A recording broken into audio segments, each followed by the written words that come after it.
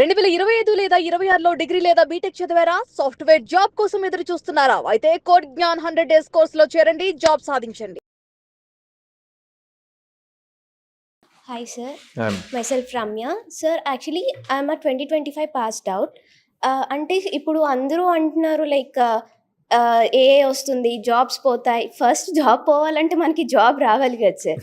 So first thing అందరూ mostly 25 passed out or 24 and 26 passed out ఉన్నారు. అంటే almost 1 year job try చేస్తూనే ఉంటారు. మేము ఇక్కడికి వచ్చి ట్రై చేసే ముందు చాలా ట్రై చేసాం. లైక్ ATS రెజ్యూమ్స్ అంటున్నారు, అన్ని ఫాలో అయ్యాం, JD ఫాలో అవుతున్నాం. బట్ బయట చాలా వేకెన్సీస్ వస్తున్నాయంట. రీసెంట్గా కూడా ఇన్ఫోసిస్ వచ్చిందన్నారు. బట్ మా ప్రొఫైల్స్ అన్ని ఫాలో అయినా ఎందుకు షార్ట్ లిస్ట్ అవ్వట్లేదు? బట్ అట్ ఏ టైం బయట వాళ్ళకి జాబ్స్ వస్తున్నాయి. How it's possible sir? అంటే మేమేమైనా మిస్టేక్ చేస్తున్నామా ఆర్ వాట్ ద థింగ్? బయట వాళ్ళకి జాబ్స్ వస్తున్నాయి అంటే ఆన్ వాట్ బేసిస్? అంటే sir like in the sense చూడాలంటే 2025 ఉన్నారు. మేము కొన్ని కాలేజెస్లో వస్తున్నాయి వాళ్ళకి, కొన్ని కాలేజెస్లో రావట్లేదు.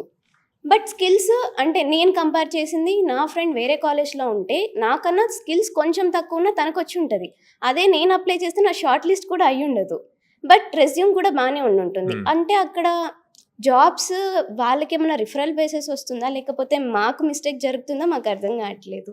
జాబ్స్ పాయింట్లో కాలేజ్ బేస్ చేసి మాట్లాడితే గనక it again depends on college.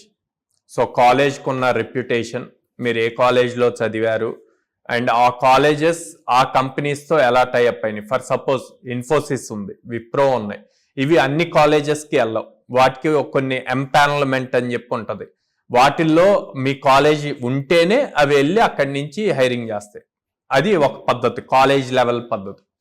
Once college అయిపోయింది, బయటకు వచ్చారు, బయటకు వచ్చాక ఎలా హైరింగ్స్ జరుగుతాయి అన్నది చూస్తే గనక ATS ఇవన్నీ ఏంటి, ఒకసారి మీ రెజ్యూమ్ అక్కడికి వెళ్ళాక వస్తుంది.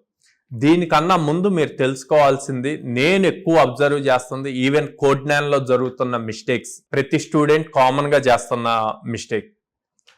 జాబ్ డిస్క్రిప్షన్ వస్తుంది, స్కిల్ సెట్ ఉంటుంది. స్కిల్ సెట్ లో for suppose Python related job ఇచ్చారు, ఆ పైథాన్ పక్కన మళ్ళీ డేటా సైన్స్, డేటా అనలిటిక్స్ ఉంటుంది. అది అబ్జర్వ్ చేయరు. నాది పైథాన్ కదా, ఆడు పైథాన్ ఉంది కదా, లెట్స్ అప్లై, విల్ సీట్, రాయేద్దాము, తగిలిద్దాము, ఇంటర్వ్యూ వస్తుందేమో అని చెప్పి అప్లై చేస్తారు. అలాగా హండ్రెడ్స్ ఆఫ్ జాబ్స్కి అప్లై చేస్తారు.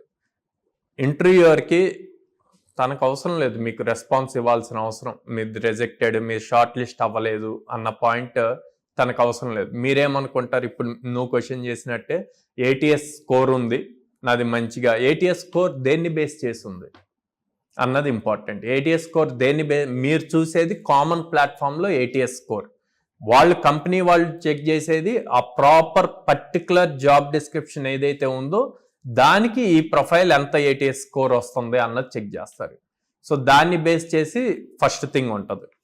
సెకండ్ థింగ్, మీరు అప్లై చేసేటప్పుడు ఏ టైప్ ఆఫ్ రెజ్యూమ్లో ఏం పాయింట్స్ రాస్తున్నారు అన్నది కామన్ థింగ్గా మేము అబ్జర్వ్ చేసింది ఏంటి అంటే, కాలేజ్లో మీరు చేసే ఫైనల్ ఇయర్ ప్రాజెక్ట్స్ అన్నీ కూడా కాలేజ్కి వాళ్ళ NBA, NAC ఈ అక్రిడియేషన్స్లో పాయింట్స్ కోసం మీతో లేటెస్ట్ టెక్నాలజీస్ మీద చేపిస్తారు. అంటే మెషిన్ లెర్నింగ్, ఆర్టిఫిషియల్ ఇంటెలిజెన్స్, వీటి మీదే నాకు తెలిసి 95% ఆఫ్ కాలేజెస్ వీటి మీదే ఎక్కువ ప్రాజెక్ట్స్ చేపిస్తాయి. CSE IT బ్యాక్గ్రౌండ్ అయితే, EC వాళ్ళైతే VLSI వీటి మీద చేస్తారు. కానీ కంపెనీస్కి మీరు ఆ లేటెస్ట్ టెక్నాలజీస్ మీద చేసింది కాదు. ఫర్ సపోజ్ మీరు పైథాన్ మీద జాబ్ డిస్క్రిప్షన్ వచ్చింది, లేకపోతే జావా మీద జాబ్ డిస్క్రిప్షన్ వచ్చింది, జావాకి అప్లై చేశారు. అప్లై చేసినప్పుడు మీ ప్రాజెక్ట్స్ కూడా ఆ జావా కాన్సెప్ట్స్ కవర్ అవుతూ ఉండాలి. అట్లా కాకుండా దాంట్లో మళ్ళీ ఏ రిలేటెడ్ ఉందనుకోండి, రావు, అసలు రెస్పాన్స్ అన్నదే రాదు, అక్కడే షార్ట్ లిస్ట్ అవ్వరు. సో అప్పుడు ఏం చేయాలి? అందుకే we always suggest, for suppose కోడ్9 పాయింట్కి వస్తే, మీరు ఎప్పుడైతే కోర్ జావా కంప్లీట్ అయ్యి కోర్ జావాలో మీరు ఏవైతే ప్రాజెక్ట్స్ చేశారో వాటిని ఇమీడియట్గా రెజ్యూమ్లో అప్డేట్ చేయమంటాం.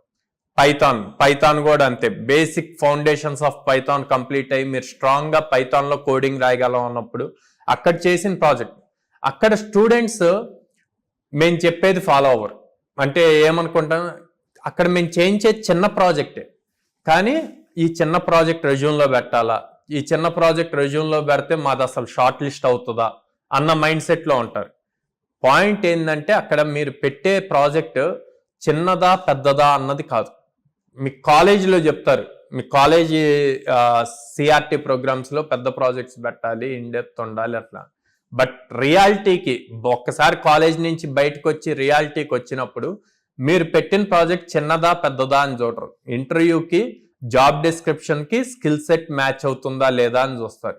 స్కిల్ సెట్ మ్యాచ్ అవుతుంది, రౌండ్స్ క్లియర్ చేశారు, డైరెక్ట్ ఫేస్ టు ఫేస్ వెళ్ళినప్పుడు మీకన్నా ముందు మీ రెజ్యూమ్ వెళ్తుంది హెచ్ఆర్ దగ్గరికి.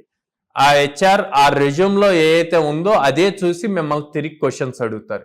అడిగినప్పుడు మీరు సొంతగా చేసిన ప్రాజెక్ట్ ఏదైతే ఉందో దాన్ని అందులో మెన్షన్ చేస్తే చాలా కాన్ఫిడెంట్గా చాలా ఈజీగా ఆన్సర్స్ చెప్పేస్తారు.